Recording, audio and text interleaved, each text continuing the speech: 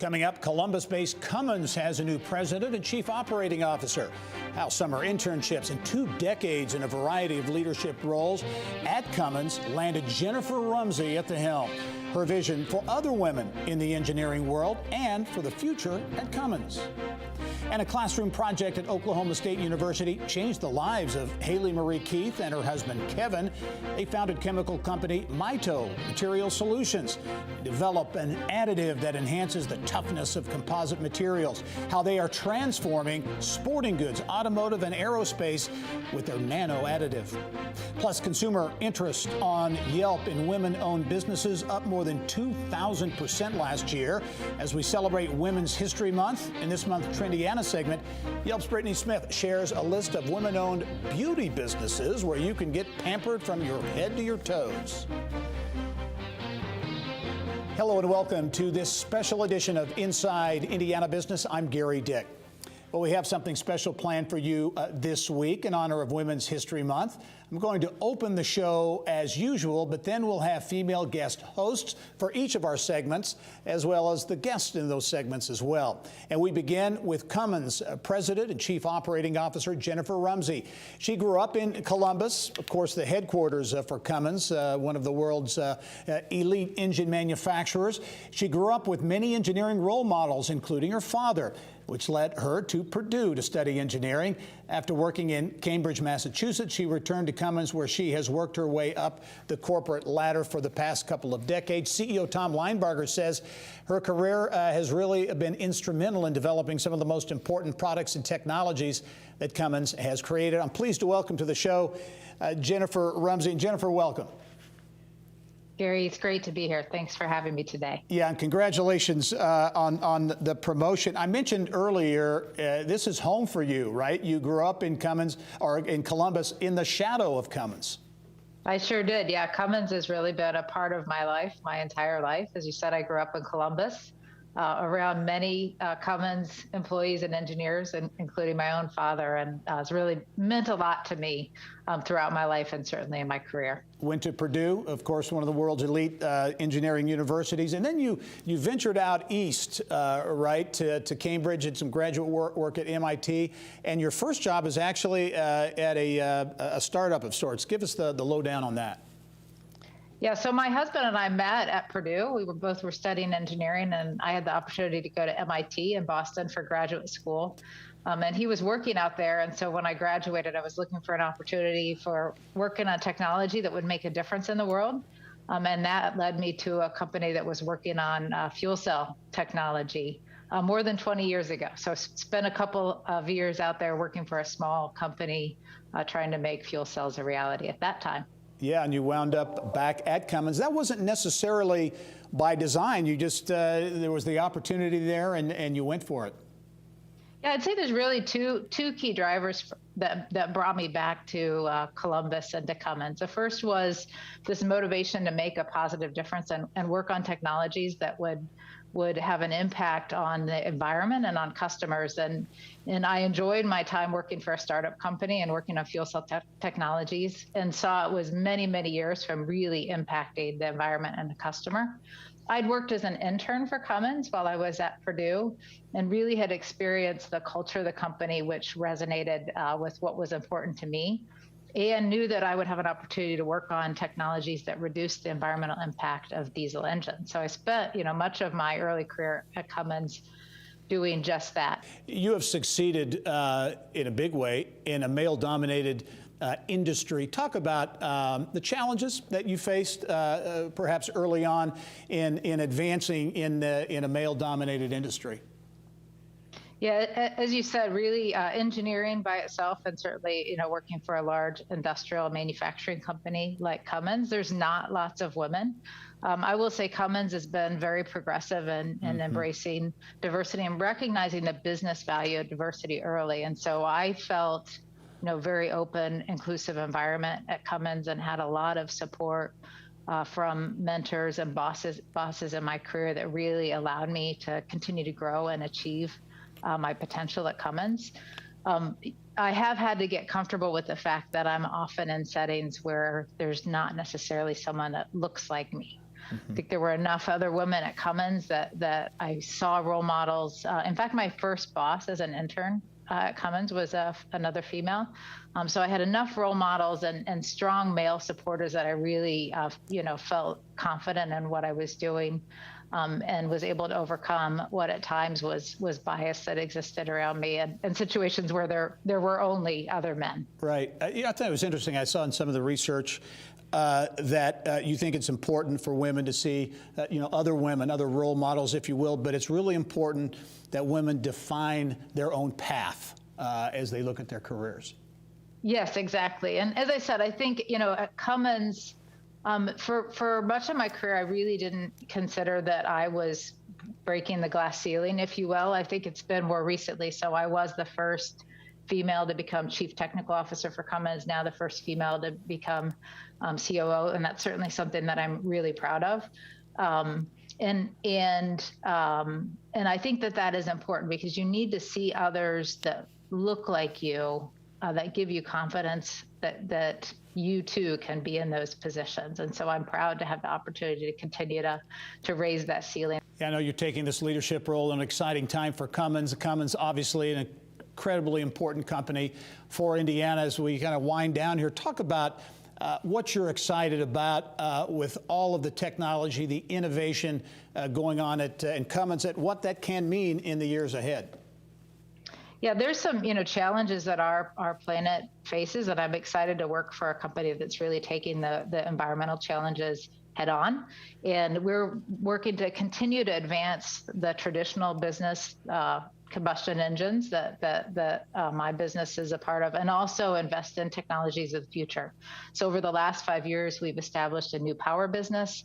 And more recently, you've seen significant investment in hydrogen and fuel cell technologies. And we really feel like continuing to drive technology advancement across those range of technologies and helping our customers shift to that future state is going to be a key part of the decades ahead for Cummins. And one thing that I'm excited to help lead for the company. Very good. Jennifer Rumsey, the new President and Chief Operating Officer at Cummins. Jennifer, it's been a real treat to have you on the show. Congratulations again on the new roles, and we look forward to seeing you soon. Great. Thank you, Gary. All right. Thanks, Gary. I'm Business of Health reporter Kylie Valletta. For more than 30 years, she's been a crusader in the battle against HIV and infant mortality. Now, Marion County Public Health Department Director Dr. Virginia Kane has her sights set on the COVID-19 pandemic. More on her public health mission next.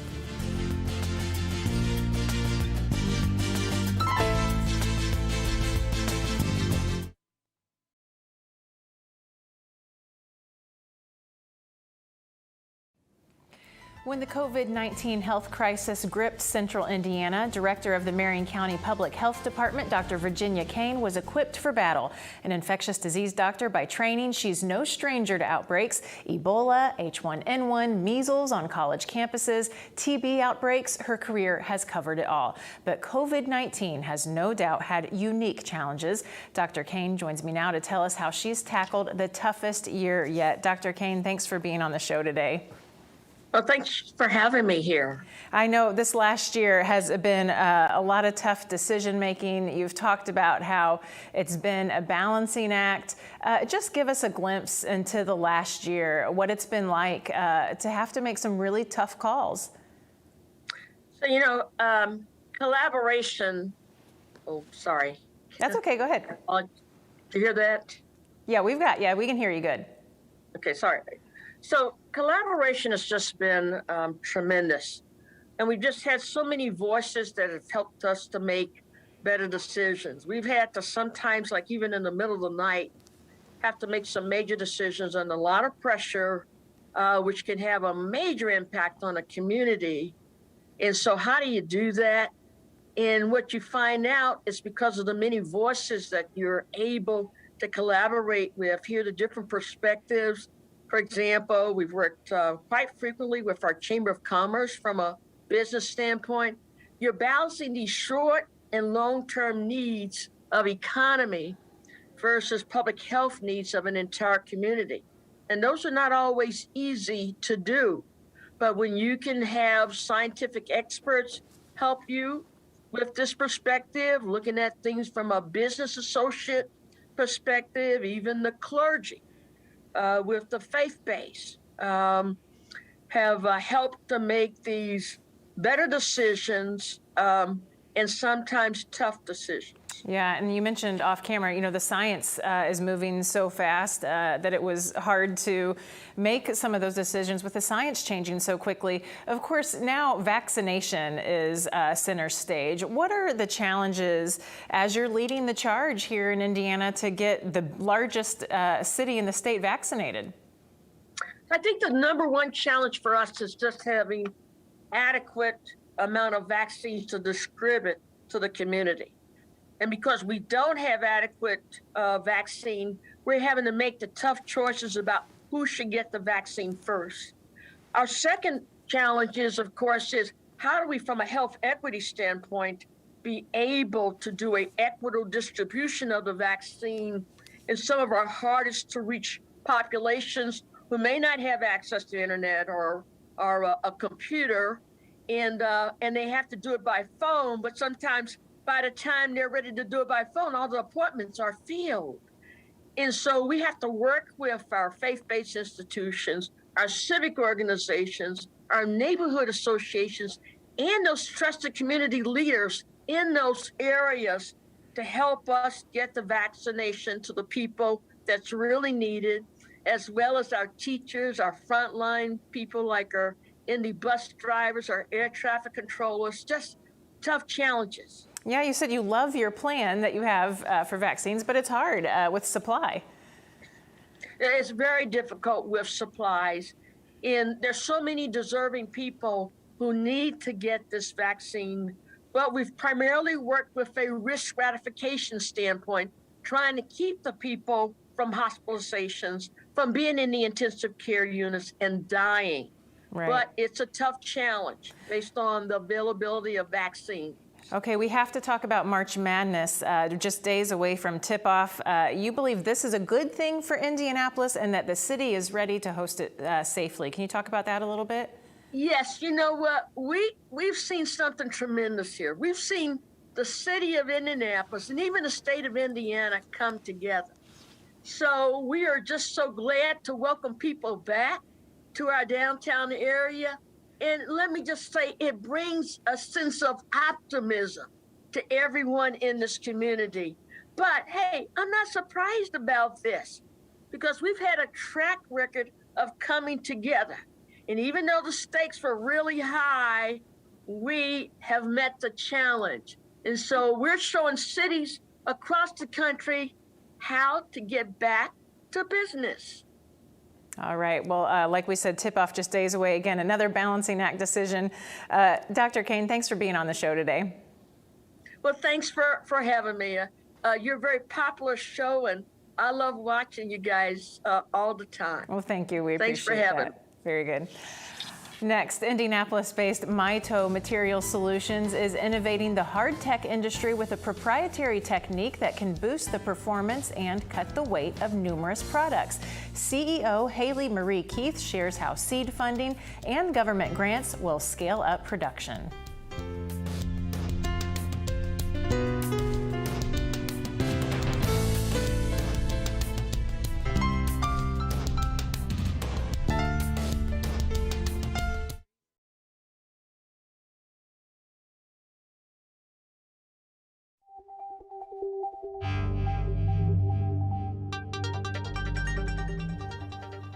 It's time to go inside innovation, brought to you by Allegion, pioneering safety.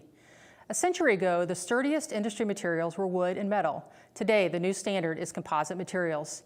Indianapolis-based chemical company Mito Material Solutions has created a revolutionary additive that pushes the limits without sacrificing performance.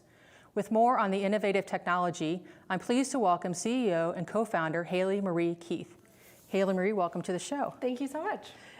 First question, just to help folks better understand at home what Mito Solutions is and really what composite materials are about, could you explain it just in layman's terms for us? Yeah, so composite materials include everything from fiberglass to carbon fiber to even plastics. But to make it easy, think of a multi-layer cake. So you take a fiberglass layer, you add some resin, which would be the frosting, and then you keep going. So what Mito does is we go right into that resin system to basically act like the sprinkles to make the cake a lot more delicious, better, and multifunctional. Thank you, very, very helpful. You grew up in Elkhart, which really means RV country around here. How did that experience in terms of growing up in that economy, in that community, how did that influence your career aspirations? I think it was very inspiring to watch the ebbs and flows, the ups and downs. You can't come out of Elkhart and not be afraid to take a little bit of risk. My mom was an executive in the industry, so growing up, I listened to warranty issues and problems that were ripe with the units all around the dinner table every day.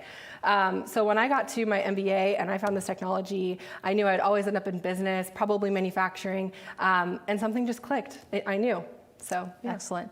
Mito is still a relatively young organization, just about 3 years old, but you've been very successful in raising capital. Yeah. How was that process? But then also, how has the funds been used to help fuel the innovation of Mito?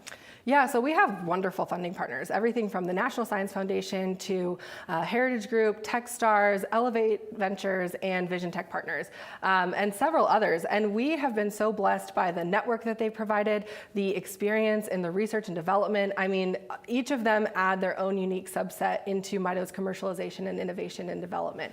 And so these funds have been used to create our flagship product, scale it, what's now commercially available, Ego, and then also work on 3 other products in development, which we're really excited about. Great times for you. When I hear the word composite materials, for some reason, it conjures up thoughts of sustainability. Yes. Could you explain really how that plays into the Mito business model and thinking about the broader green economy? Absolutely. So I think everyone knows about metals and wood and stone, but composite materials are the next age of materials. And in order to advance technology as we're seeing it today, we need to think sustainably. We need to design products sustainably to last longer. And what that means for composites, because they're able to be so customized, is you can reinforce them with multifunctionality. And that's really what Mito is coming alongside our partners to do. We collaborate with them to think through designing their products with sustainability in mind to ultimately make products lighter, durable, and tougher. Excellent.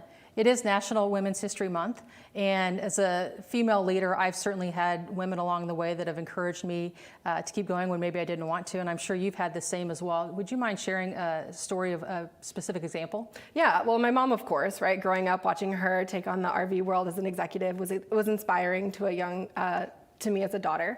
And then as I've grown in my career, there have been so many women who have impacted me and encouraged me to be an authentic leader. I think Lisa Mitchell, who was our managing director at the Techstars Heritage Group program. I think Ginger Rothrock, who's a polymer chemist, a mom, and a VC, and she's amazing. And so these women are always inspiring me to continue growing and never giving up.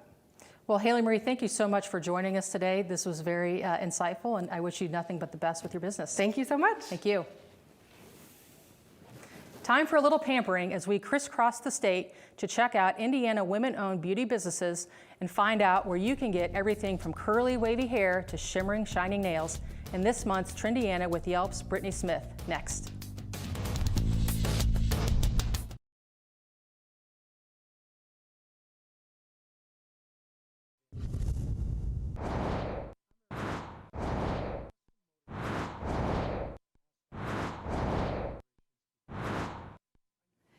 Here's what's making news around Indiana, brought to you by Chapman Heating, Air Conditioning, and Plumbing, the man for all seasons. ChapmanHeating.com. Welcome back to this special all-women's edition of Inside Indiana Business. I'm Nicole Pence-Becker, owner of Pence Media Group. Since its launch in 2019, more than 280,000 businesses have adopted Yelp's women-owned attribute, and consumer interest in women-owned businesses was up by 2,739% in 2020 compared to 2019. That's a big number. And Yelp's senior regional lead of community and marketing, Brittany Smith, has a list of all the standout female-owned beauty businesses found throughout the state. And Britt, we should mention first and foremost that breaking into the beauty industry is pretty tough to do. Yeah, and it's been an especially tough year for this industry with a lot of salons having to pivot and restrictions. And so these are just the tip of the iceberg with some great Hoosier businesses throughout the state. So let's start with the first one right here in Indianapolis, Yes. in Broad Ripple. The name of this business is Curly Coils, focused on hair care. Yes, especially curly and wavy hair, which I know we can both appreciate. Yelp reviews really love that not only are you going here for an appointment, but you're going to walk away with some great tips of how to take care of your hair and really embrace your natural curls when you leave. It's a wonderful Black-owned business. The owner, Brittany, has been in the industry for more than 10 years of an experience, and they're doing all the COVID safety precautions if you're new to getting back into a salon. And so from hair care, let's go to body care, also a minority-owned business, of course, a women-owned business. Yes. That's what we're talking about today. This one is Shea Body Works, but they play in the e-commerce space only right now. Definitely, and actually found in some stores like 86th Street, the Whole Foods business, you're going to see some of their items on the shelves. The owner, Saida, really specializes in sensitive skins, dry skins. You can find products for all types of skin types, but she's using all natural ingredients. And you can ship things throughout the country. Over $39 if you purchase something online, you can get free shipping. I've actually sent it to family before. It's a great gift. And we've got all of the products right here that we're Yes, talking about today. exactly. Another business that we want to highlight, this one's all the way in Terre Haute, Indiana. Yeah. KB Shimmer, you can see it right there on the screen. I love the colors with this brand. Exactly, and the owner, Christy Rose, that's why she started the business. She loved colors, creativity, and stemmed that into a nail polish business. And a lot of people don't realize that we've got our own nail polish business that's a Hoosier-based business. You're going to find really budget-friendly nail products online, as well as cuticle care, everything that you could need to take care of your nails and self-care for your hands. And we were looking at how they were focused on also the application of nail polish, which Yes. is really interesting. Let's talk about Bass Farms in Shelbyville, Indiana. The name tells you kind of what it is, but I love this product because it's helping cancer patients as well. Yes, I love that the owner, Jana, a fellow 10-year 4-H member of showing goats, that's actually how she started her business. Her love through that turned into raising the goats on site, so you'll see that through a lot of their products. But she has found at dozens of hospitals and different shops throughout the state, and is really known for the Triple B hydrating cream, which is recognized by oncologists and dermatologists to help maintain skin integrity during radiation. That's amazing. I love that. That's Bass Farms. And our last one, Bargersville Wellness. You can figure out from the name that it's in Bargersville. But what you can't figure out, not only women owned, but there's a little bit of a patriotic theme. Yes, definitely. 50% veteran owned as well. So 100% women owned, 50% veteran owned. And it's located right in the heart of Bargersville. And the beautiful thing about this business, it is a one-stop shop for self-care. So everything from waxing to yoga classes to facials, you can find it all under one roof. So it's a really good place just to go take care of yourself. So you're saying we can go and spend a day there together? Yes, exactly. I was going through the menu. I was like, oh, we need some of this. Everybody needs some of that, right? All right, Brittany Smith from Yelp joining us today to talk about women-owned beauty products and beauty businesses here in Indiana. Thanks so Brittany, much, Nicole. Thank you. Always great to see you. Likewise. In our next half hour, meet the banker who did a complete 360 by shifting to a career in manufacturing. She's now trailblazing a path for future Hoosier female engineers. You're going to learn more about Simtech President and CEO Jessica Young. Also ahead, preparing young women to overcome gender-related obstacles in the workplace. We're going to show you what Purdue's Brock Wilson Center for Women in Management is doing to level that playing field.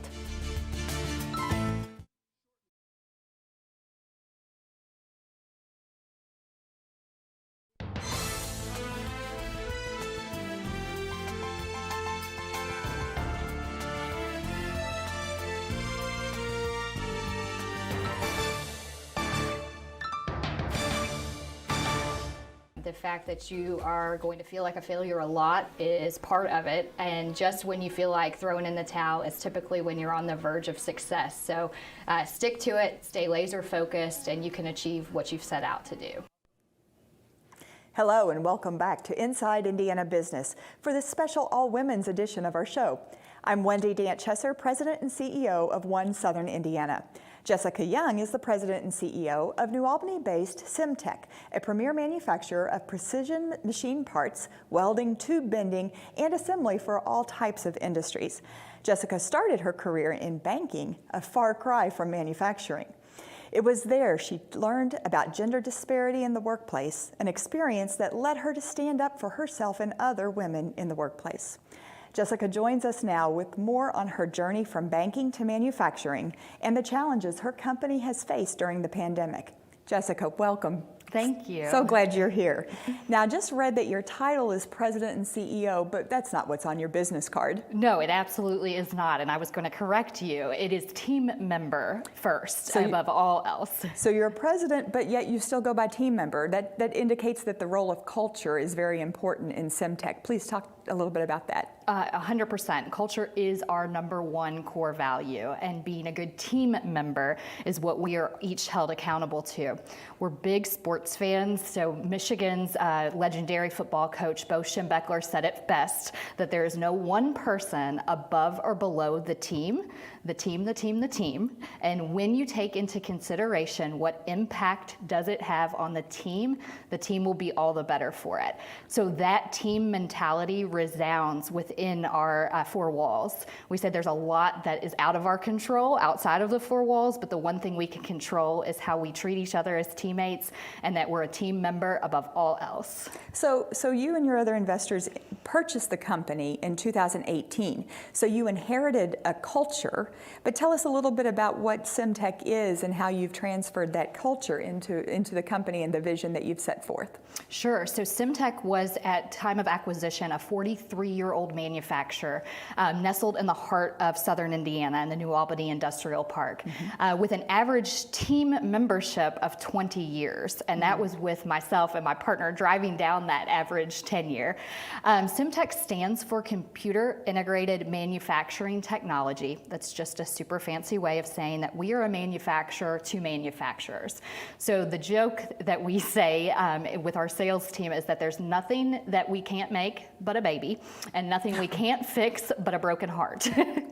Fascinating. But okay, so your culture ideas and your culture philosophies and integrating that into an existing team, how did that work? It was actually not a challenge at all. What we did was lead by example. And I say lead by example, the first thing we did was everyone's business card was identified before their position or their title or their department, but as team member. That was their signature lines, and then that was truly the identifier. So even in our hiring and our requisitions that we have posted, you'll notice that it's team member and then machinist, or team member welding department. And that truly helped build the foundation that the team was first. So you had this great team culture, which probably helped you get through the challenges caused by the pandemic. Oh, 100%. We really do believe that if we create that culture, we live and breathe that culture of team, that we will not only attract the right partners from a supply chain standpoint, but also from a customer standpoint.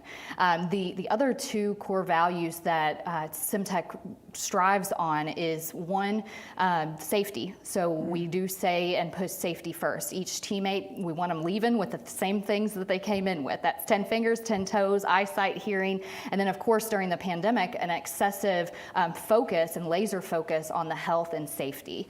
Then additionally, the quality of work that we produce. We're now in our 45th year of business and strive for 100% quality parts, no matter what we're doing, whether that's prototyping, production work, production support, reverse engineering, but that the quality of work that we put out is top notch.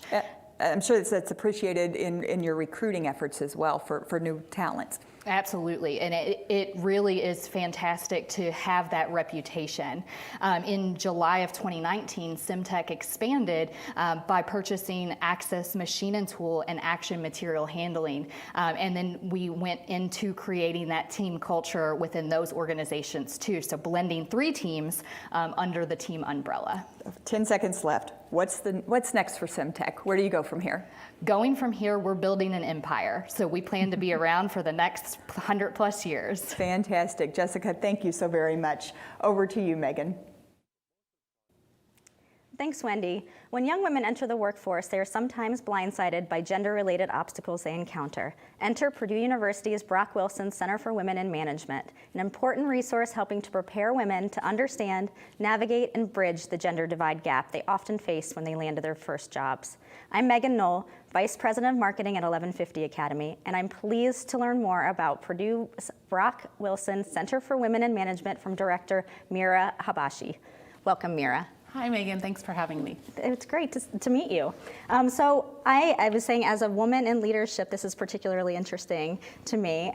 Can you tell us about some of the common challenges that you face or you see women facing as they enter the workforce? Yeah, I think that we as a center focus a lot on the challenges women face as they enter the workforce and then also as they want to move up in the ranks and get into those leadership positions. And we do different things at each of those stages. One of the early things that women often face is confidence-related issues, so things like imposter syndrome. And so we do some programming focused on kind of how to boost your confidence and how to silence those voices in your head as you're moving into the new workspaces that you're going to occupy.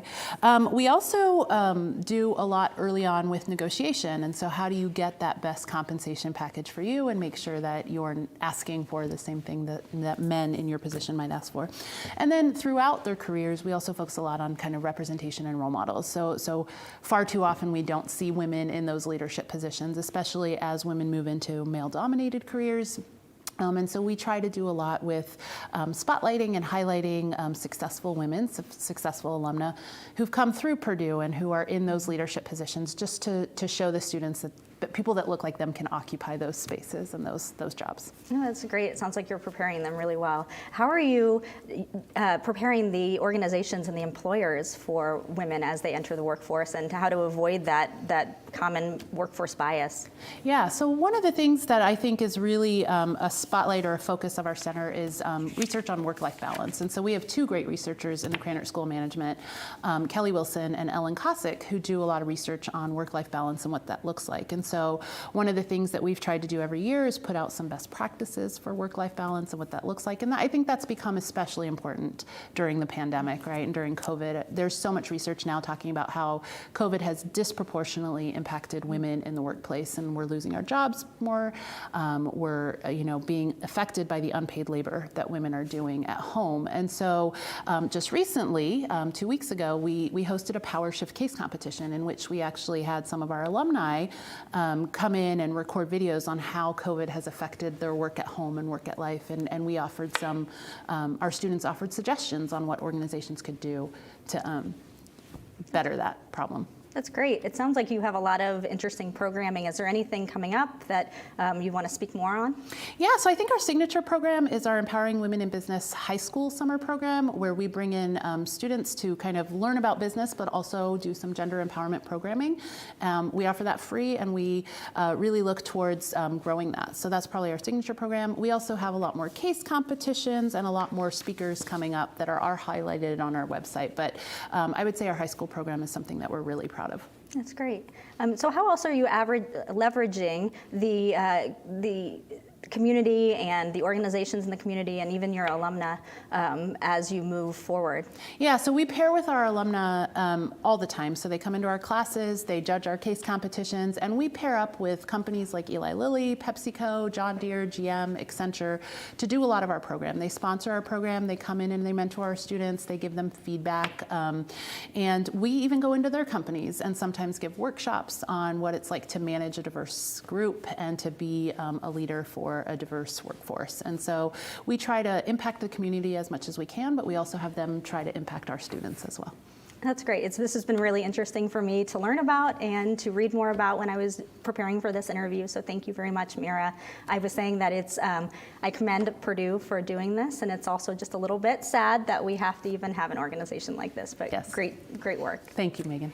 Up next, we introduce you to a woman who has broken the glass ceiling in a tough business, traditionally dominated by men. Julie Rowe Lash talks with our Mary Rachel Redman about how her time at the NCAA prepared her for her new role as commissioner of the Horizon League.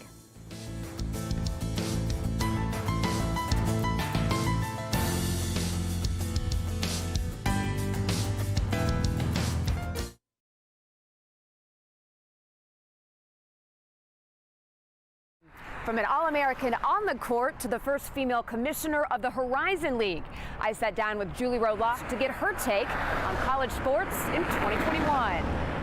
It all began as a little girl with a basketball in the small coal mining town of Pinckneyville, Illinois. I grew up going to the gym very much like the movie Hoosiers. The gym was open all the time. I don't know if they ever locked the doors. And I played basketball, and I was one of the few girls, and it was just all pickup. So I would just shoot around on the side until I get invited to play in these pickup scrimmage games with boys. I think because of that, I became very comfortable playing in any arena. All that time in the gym paid off. Julie went on to star at Milliken, where she was a decorated Division III All-American. And that on-the-court college success led to a gig with the NCAA, where she joined as an intern and eventually rose to a leadership position as Director of Enforcement. Just in your estimation, I mean, I know you've been out of that role for a while, but just the state of college sports today, as opposed to 15 years ago. Even 5 years ago, the state of college sports, I think, has dramatically changed. Not so much for those who are working in sports or for the transformational experiences that our student athletes are having, because you still see them come in as freshmen and graduate as seniors with incredible GPAs and, more importantly, great leadership opportunities. What's really changed is all of this interest around college sports. So you now have a pending case with the United States Supreme Court. They haven't reviewed a case involving the NCAA since the 1980s. You now have over 5 federal bills being proposed on all ends of the spectrum, primarily around this name, image, likeness, which the NCAA members support student athletes being able to make money off their name, image, likeness. There are some senators who think it needs to go much further, and others who might even think it needs to be more restrictive. But there is some level of federal intervention that's going to happen, likely at some point this year. What would you say is the biggest threat to college athletics in 2021? I think it very much is this notion of not only the federal intervention, but federal intervention to the point of changing the entire model. And if that model changes to the point of looking at literally, should there be compensation or profit sharing, the reality is there are not a lot of profits to share, and that then could cause schools to drop sports. And that, to me, is what we all want to avoid, because we want to keep providing all these opportunities. And speaking of opportunities, in January, Julie was named Commissioner of the Horizon League, where she's already dealing with a unique set of circumstances, navigating the pandemic. We put together our own medical team of advisors at our 12-member institutions, and we developed what is probably a 50-plus page document. It includes testing. It includes screening. It even includes how teams travel, where they eat, where they don't eat. Off the spin move, that's 2. This season, our men's teams played over 90% of their scheduled games, which is well above the national average that's in the 70s. So what's the fan capacity? Right now, we're not comfortable with fans, because even allowing family and friends, as much as we want to do, that's going to invite some exposure. You mentioned family. I know you've got 2 daughters. And to be the lead commissioner of a Division I conference, you're busy, beyond busy. And I'm a new mom. I feel like I'm running around with my head cut off. So how do you do it? It's hard, and our girls are 8 and 11. It is harder when they're little. It's still tough, though. Julie cites Facebook COO Sheryl Sandberg's 2013 book, Lean In, as her handbook for having it all. You can have it all. It's hard to have it all at the same time. Might be in different phases in life, but regardless, you're going to need to marry your partner. And I was fortunate to do that. My husband's entirely supportive. You know, we're all in. We're a sports family, so that helps too. What piece of advice, I guess single piece of advice, would you give to young women that are interested in going into sports leadership or just the sports industry in general? You know, there are no jobs too small, and I think especially in sports, because it is all hands on deck in sporting events. That's the point. If your mission at the end of the day is to provide this opportunity to compete, whether it's at the rec level or the collegiate level or the professional levels, then everyone has to be all in on what it's going to take to provide that opportunity. The other piece is it's okay to ask for help with mentors. I've had many men and women mentors that have just been fantastic with giving me good advice and telling me when to slow down or speed up, and that's been really important along the way. Mary Rachel Redmond, Inside Indiana Business. Next, I'm TechPoint's Lauren Peterson, and our special all-women's edition of Inside Indiana Business continues with perspective on how Hoosier women are progressing in Indiana's tech sector. We'll take a look at the challenges they face, Plus, we'll drill down on other important issues women face in the workplace. Stay with us for our special Insiders panel.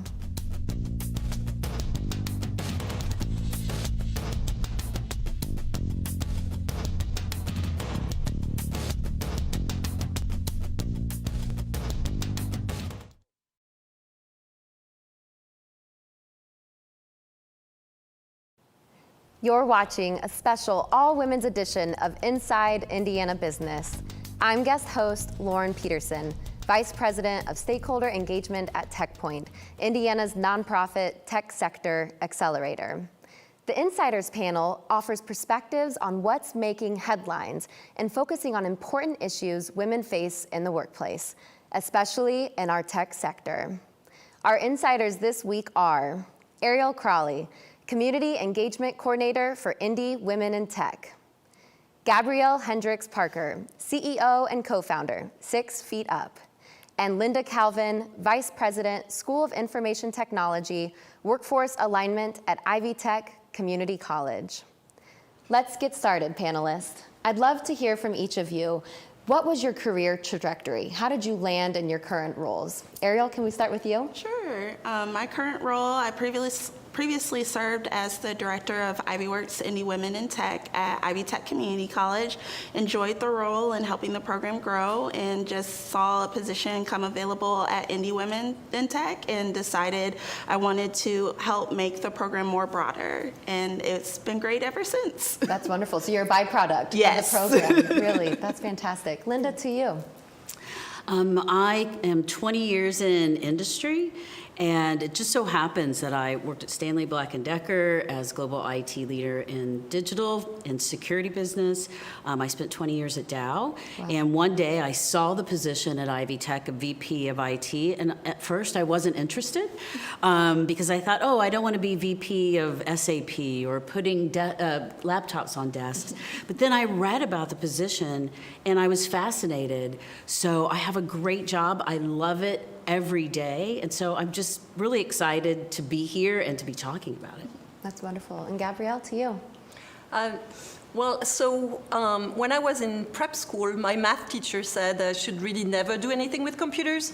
So obviously, I immediately pursued a career in tech, worked at Microsoft, worked at NCR, then moved to California where I met my husband, and about 20 plus years ago, we co-founded 6 Feet Up and have been growing the company since then. That's wonderful. I hope your math teacher is watching today. Gabrielle, would love to start with you and then hear from the rest of the panelists. How are you specifically investing in women and minorities and helping them succeed in technology?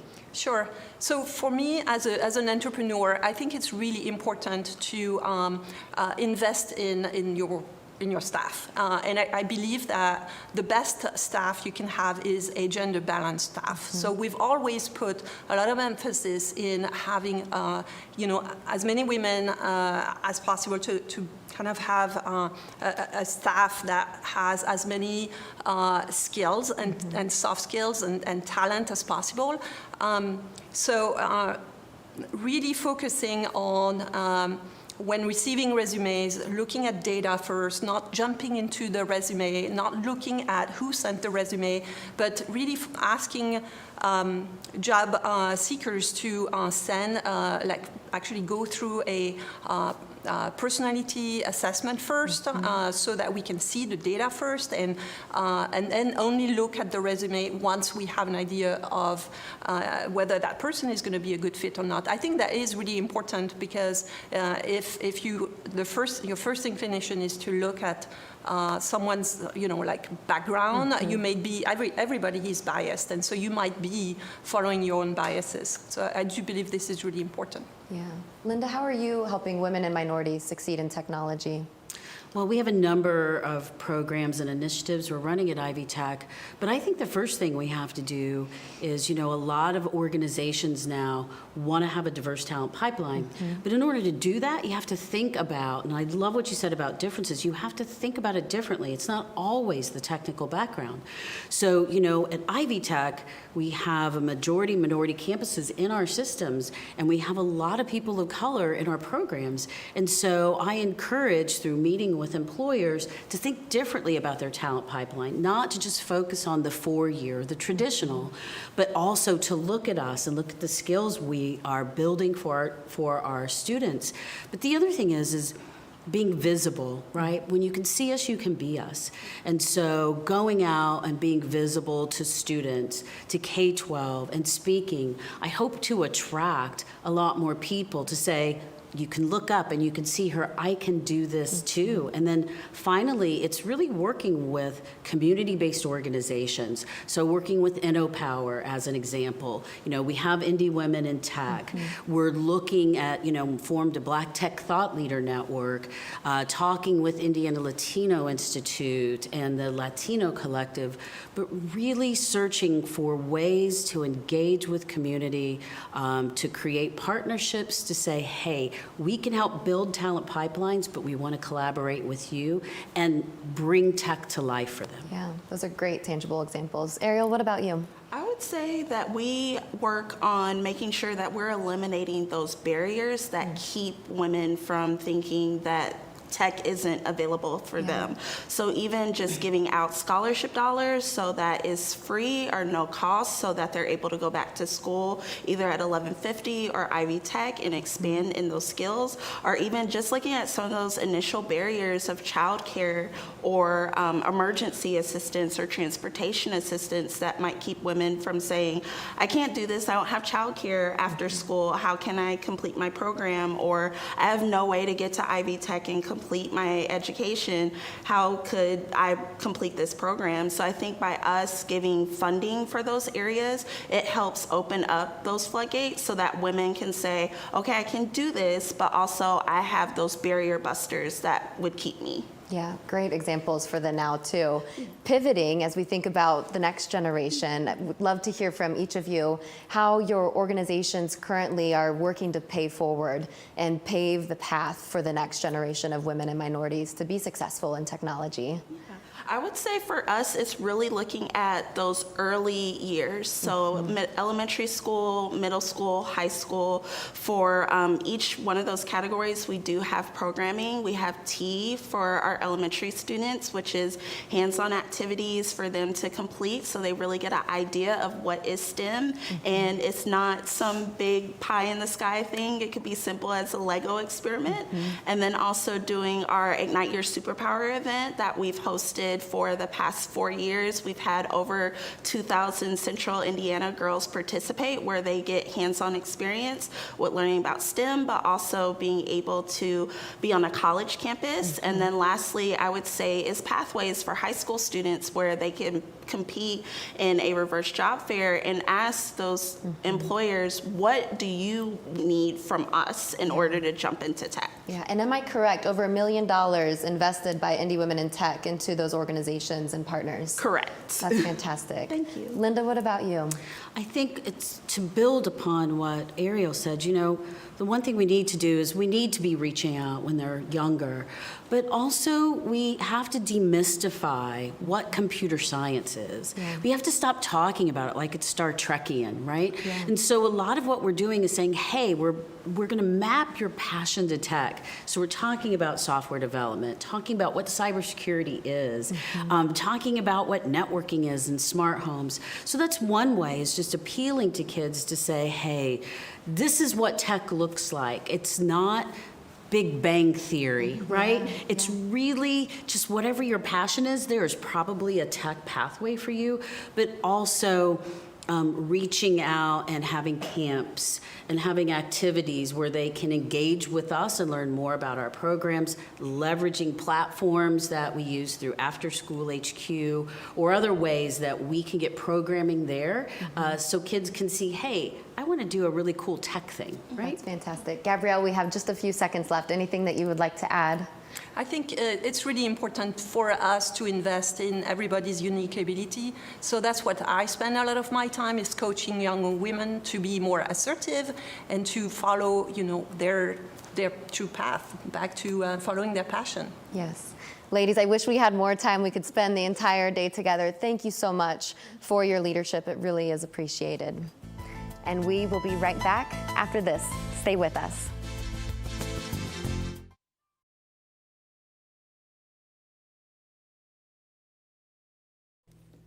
That's all the time we have for this week. I do want to give a special thanks to all of our great guests, our guest host, of course, for joining us on this special edition of our show honoring Women's History Month and International Women's Day. We want to salute the phenomenal mothers, daughters, sisters, entrepreneurs, innovators, and executives who make Indiana great. Thanks for joining us this week. I'm Gary Dick. Go out and make it a successful week.